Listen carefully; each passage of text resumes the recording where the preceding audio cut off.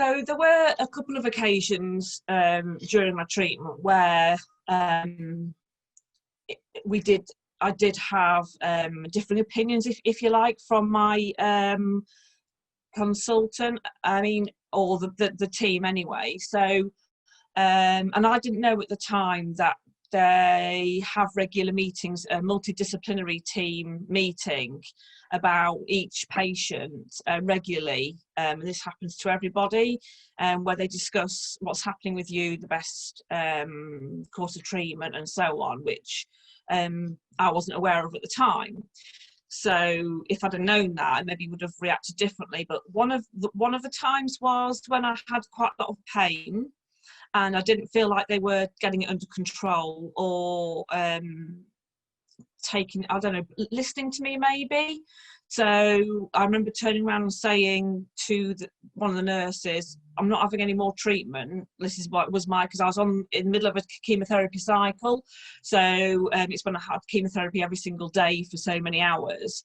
So I'd sort of basically said, I'm not having any more infusions until you sort my pain out.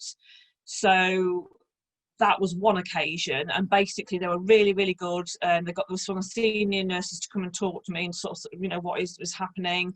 So obviously I was able to explain, and basically they got the pain under control and everything was sorted out, and I carried on with my treatment. So that was kind of like one time, which wasn't a big kind of disagreement, if you like, but one of the biggest things was down to communication, really.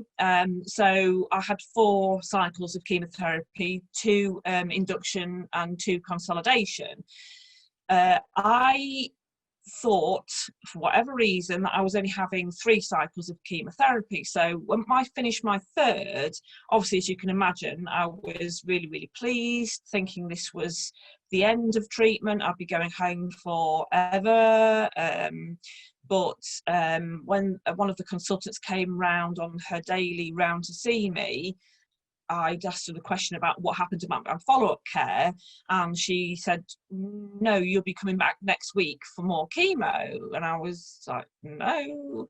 Anyway, it was a real shock, and I literally broke down because it had been so grueling and so intense. I just had enough.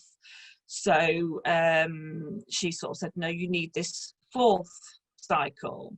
I didn't understand why I needed it. I didn't understand a lot about AML treatment, which I do now, and I am 100% glad I had that 4th cycle, because I did go ahead with it. So what happened was,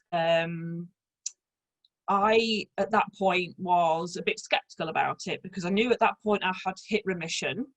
Well, what I didn't know, what I do now about AML, is that AML, even though you're in remission, it can relapse at any time. So I thought once you were in remission, you were in remission forever. Well, that's not the case with AML. So they know from all the trials and research and science behind it is that you need 4 cycles of treatment to make sure, to guarantee that it stays in remission as best they know. I didn't know that. So what happened was, our consultant, then the head consultant, came in to see me. He really calmly spoke to me and said, this is why I want you to go through with it. He explained this all to me. He said, but I will go and check on the latest trial information and research information to see if there's anything new that I haven't heard of that says you don't need 4. So he did that, checked it out, and 4 was needed. This professor that he spoke to at the university research had said, yeah, in my situation, it was a definite that I would need to have it. So I did. So, the way they handled it was really good, because they gave me all the information and the whole rationale as to why, which then meant that I understood. Knowing what I know now, I'm glad I did have it. So I think the lesson there was basically to, if you don't agree with something or that's happening, is yes, to ask for sure. and to ask them to ask questions and to find information out and to make an informed decision and to be sure about it. Because even though I knew that fourth cycle was going to be really, really tough, here I am 5 years down the line, really glad that I did go ahead.